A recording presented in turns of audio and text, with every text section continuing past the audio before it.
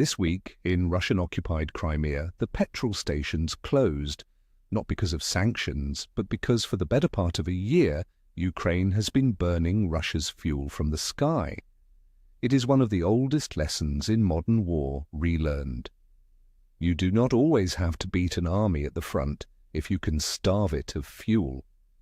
In 1944, that lesson ended the Third Reich. Germany's fatal weakness in the Second World War was oil.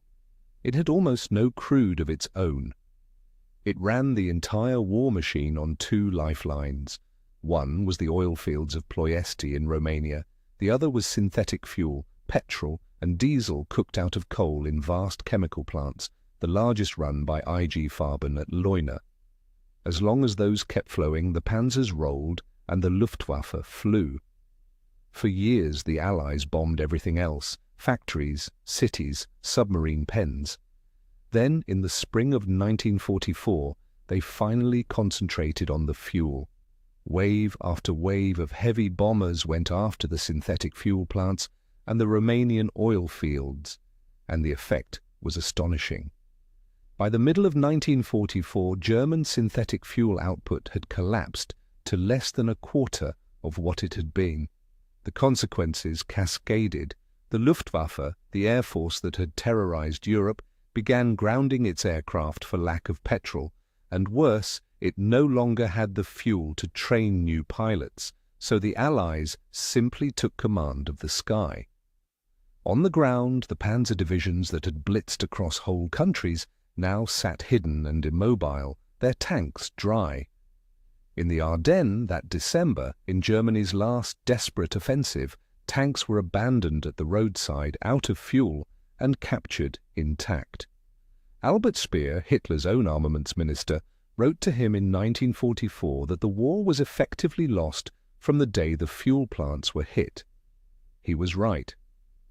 Historians have called the oil campaign the death knell of the German war machine.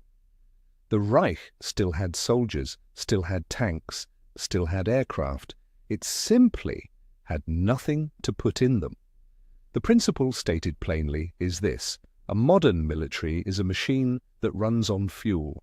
Cut the fuel and the machine stops, however large the army standing around it. Time rhymes. A new story every day. If you want tomorrow's, subscribe. Now look at Russia. For most of the war in Ukraine, the fighting has been a grinding contest of trench lines and missile barrages. But over the past year, Ukraine has quietly opened a different front, deep in Russia's rear, sending long-range drones and missiles hundreds of kilometers to strike refineries, oil depots, and pipelines. The results are mounting. By 2026, one industry estimate put roughly a third of Russia's oil refining capacity knocked offline by Ukrainian strikes. Russia banned fuel exports. Petrol stations inside Russia itself began rationing. And this week, occupied Crimea suspended civilian gasoline sales altogether, holding drivers to 20 litres a week on prepaid coupons, the worst fuel crisis on the peninsula since Russia seized it in 2014. As one analysis put it, the long-range strikes are cutting how much fuel Russia can produce, while the shorter-range strikes are cutting its ability to move what it still makes. It is the 1944 strategy, exactly. Do not only fight the army at the front, burn the fuel that powers it and the export money that pays for it. But here is the crucial difference, and it is the whole point. Germany was uniquely fragile. It was a fuel-poor country running on a small number of bombable synthetic plants, and once those were gone, there was nothing behind them. Russia is the opposite. It is one of the largest oil and gas producers on the planet, with enormous crude reserves and refining capacity scattered across 11 time zones. You cannot ground a petro-superpower the way the Allies grounded the Wehrmacht. Ukraine's strikes are causing genuine shortages, genuine economic bleeding, genuine pain. They are not going to leave Russian tanks dry by the roadside.